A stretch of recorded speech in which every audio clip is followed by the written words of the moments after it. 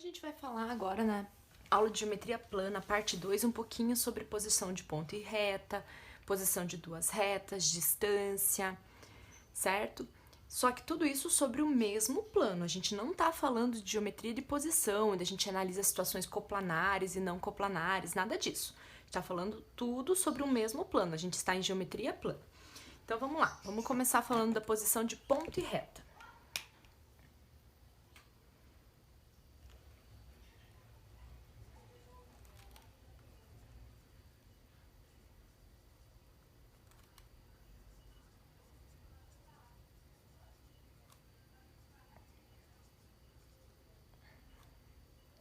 Então vamos pensar, lembra que plano a gente representa por um paralelogramo? Deixa eu arrumar esse meu paralelogramo aqui. Então vamos ver as duas situações possíveis que a gente tem aqui, vou chamar de plano alfa. Então a gente vai ter as duas situações, são as seguintes. Imagina uma reta R contida nesse plano alfa. Quando a gente está analisando ponto e reta, só tem duas situações. Ou o ponto está fora da reta, ou o ponto está sobre a reta, ok? Se o ponto estiver fora da reta, a gente vai dizer que o ponto não pertence à reta. Se o ponto estiver sobre a reta, a gente vai dizer que o ponto pertence à reta R, ok? Agora vamos falar sobre a posição de duas retas.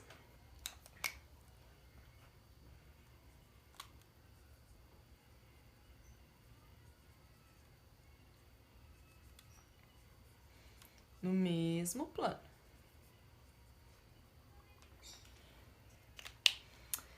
Olha só, quando a gente está falando de duas retas, então a gente vai ter duas situações. Ou as retas vão ser paralelas,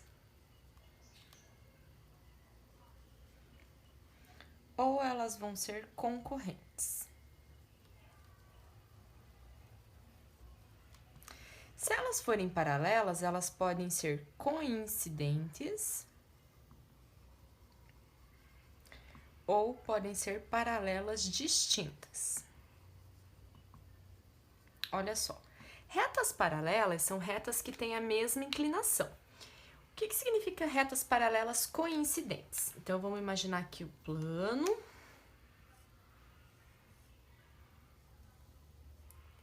alfa, aqui também o plano alfa. Então, olha só.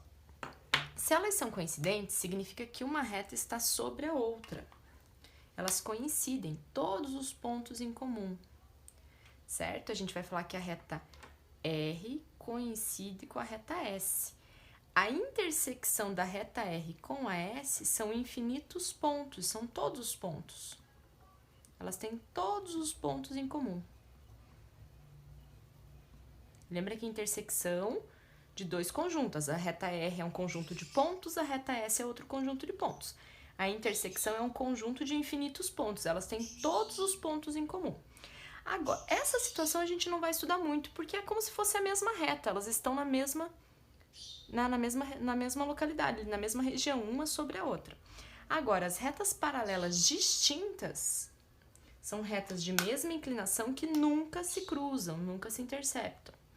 Certo? Vou chamar reta S e reta R. Olha que a intersecção dessas retas é vazia. R intersecção com S é vazio. Não tem nenhum ponto em comum. Então, esse caso que a gente estuda mais de paralelas, as paralelas distintas, aquelas que nunca se encostam, nunca se encontram. E retas concorrentes são retas que se cruzam, que se interceptam.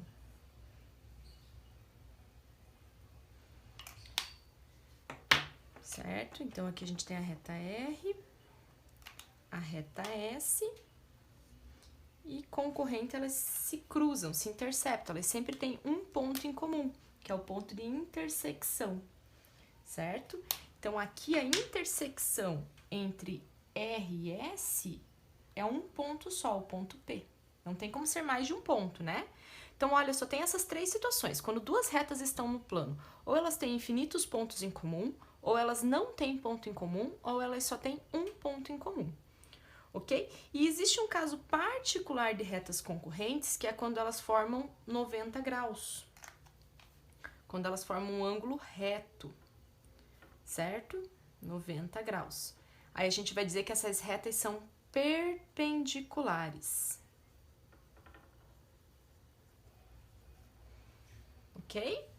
Então, aqui a gente viu um pouquinho sobre a posição de ponto e reta e de duas retas num mesmo plano. O que vem a ser a distância, né? Como que a gente define distância? Olha só, vamos analisar aqui duas situações. No mesmo plano. E aqui outra situação no mesmo plano. Então, aqui a gente vai ter um ponto e uma reta. Vou chamar de reta R. Aqui também vou ter uma reta R. Aqui na primeira situação vou ter um ponto. E na segunda situação vou ter outra reta. Como é que a gente define, como é que a gente determina a distância do ponto P até a reta R? O que vem a ser a distância? Então, a gente faz da seguinte forma, a gente projeta esse ponto, uma projeção ortogonal, ou seja, formando 90 graus, sobre essa reta. Essa medida aqui, desse ponto até a sua projeção ortogonal, é a distância entre o ponto e a reta. Distância, gente, é sempre definida de forma ortogonal, de forma que forme 90 graus reto, certo? Olha, eu poderia traçar segmentos ligando o ponto P até a reta R de várias formas. Aqui seria um segmento, aqui seria outro. Mas a distância é definida como sendo a menor, né? Desses segmentos que ligam o ponto P até chegar na reta R, seria o menor segmento. E o menor é sempre aquele que forma 90 graus. É sempre aquele sobre uma reta perpendicular à reta R dada, certo? Então, tem que formar 90 graus, é projeção ortogonal. Ortogonal é que forma 90 graus também, ok? Aqui, como que eu calculo a distância entre duas retas paralelas? Olha que duas retas concorrentes não tem como a gente calcular a distância, porque uma hora elas se cruzam, outra hora elas se afastam. Não, a gente não define distância entre duas retas concorrentes. E a distância entre duas retas paralelas coincidentes seria zero. Então, a gente aqui vai calcular a distância entre duas retas paralelas distintas. A gente define um ponto P em uma delas, qualquer ponto dessa reta S, e faz a projeção dele ortogonal até a reta R. Aqui está a distância entre as duas retas. Então, lembrem, distância sempre formando 90 graus. Sempre. Ok? Eu poderia ligar esse ponto P até a reta R de várias formas. A distância é o menor segmento, que é sempre aquele que forma 90 graus, que é perpendicular. Ok? Vamos falar um pouquinho sobre um postulado de Euclides, bem importante, um axioma ou postulado, que a gente já comentou, que são afirmações que não têm demonstração. Postulado de Euclides.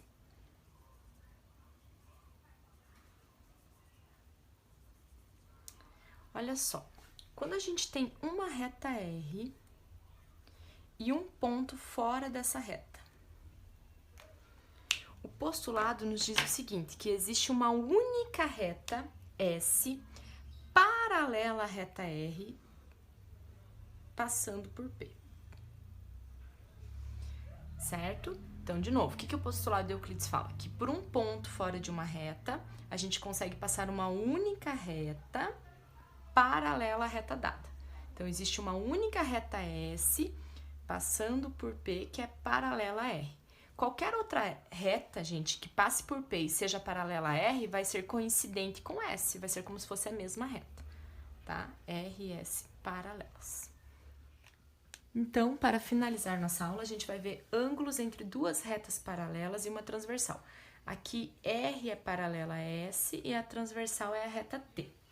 Para iniciar, a gente vai verificar quais são os ângulos correspondentes nessa situação aí.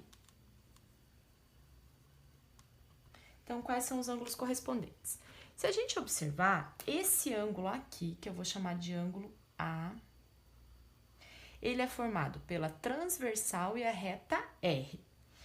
Esse ângulo aqui, ele é formado pela mesma transversal e pela reta S, que é paralela à reta R. Ou seja, a reta S tem a mesma inclinação que a reta R e a transversal é a mesma para os dois ângulos. Logo, esses dois ângulos, eles são iguais. A gente vai dizer que eles são correspondentes, ok? Mesma coisa, esse ângulo aqui com esse ângulo, certo? Eles são correspondentes também, porque eles têm a mesma medida. Ok? Eles são formados por retas de mesma inclinação e a transversal é a mesma. Então, eles são correspondentes. Pensem o seguinte, se eu dividisse esse desenho ao meio e colocasse essa segunda parte aqui do desenho sobre a primeira, iria coincidir tanto o ângulo verdinho como o rosa, ok? Quais outros ângulos que são correspondentes? Esse de baixo com esse de baixo e esse de baixo com esse de baixo. Só que tem mais um detalhe, a gente já falou sobre ângulos opostos pelo vértice. Então, esse ângulo aqui, ó, ele é igual a esse, porque eles são opostos pelo vértice. Mesma coisa esse ângulo com esse, são opostos pelo vértice, ok? E mesma coisa esse ângulo com esse, que são opostos pelo vértice, e aqui também. Então, olha só. Além da gente ter ângulos correspondentes, a gente tem ângulos aí congruentes por serem opostos pelo vértice. Então, retomando aqui, quais são os ângulos correspondentes? O A e o E, certo? O B e o F, o C e o G, o D e o H. E além disso, o A e o C são opostos pelo vértice, são congruentes. O B e o D são opostos pelo vértice, são congruentes. O F e o H, opostos pelo vértice, congruentes. E o E e o G também. Quando eu falo congruentes, quer dizer que eles têm a mesma medida. E observem que como o A é correspondente com o E, o B com o F, e tem essa ideia de oposto pelo vértice, no final, gente, nessa situação toda, a gente só tem duas medidas diferentes de ângulo, que seriam os rosas e os que estão em verde, só. Então, o A, o C, o E e o G têm a mesma medida, eles são congruentes, por isso que eu coloquei da mesma cor. O B, o D, o F e o H, mesma coisa, são congruentes, têm a mesma medida, certo? Outros nomes que a gente dá aí para os ângulos. A gente tem os ângulos alternos internos. Vamos entender o que é isso. Quando eu falo em ângulos internos, é que eles estão do lado de dentro das paralelas, aqui no meio. Quando eu falo alternos, eles estão de lados diferentes da transversal. Quem são esses ângulos, então? O C, que está do lado esquerdo da transversal, com o E, que está do lado direito. O D, que está do lado direito, com o F, que está do lado esquerdo. Então, esses são os ângulos alternos internos, C e E, D e F. Nós temos também os alternos externos. Que seriam esses ângulos aí? Alternos de lados diferentes da transversal. Externos que estão para fora das paralelas. Então, seria o B e o H, o A e o G. Esses são os alternos externos. Temos também os colaterais internos. O que são ângulos colaterais? São ângulos que estão do mesmo lado da transversal. Internos entre as paralelas, do lado, na parte de dentro do desenho.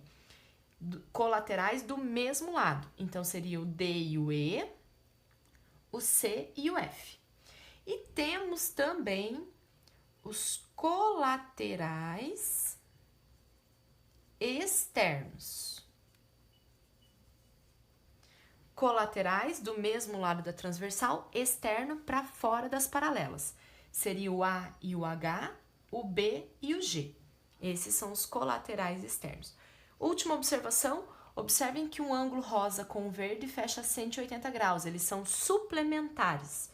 Então, e os quatro juntos formam 360 graus, ok? E com isso a gente finaliza aí a nossa aula de geometria plana.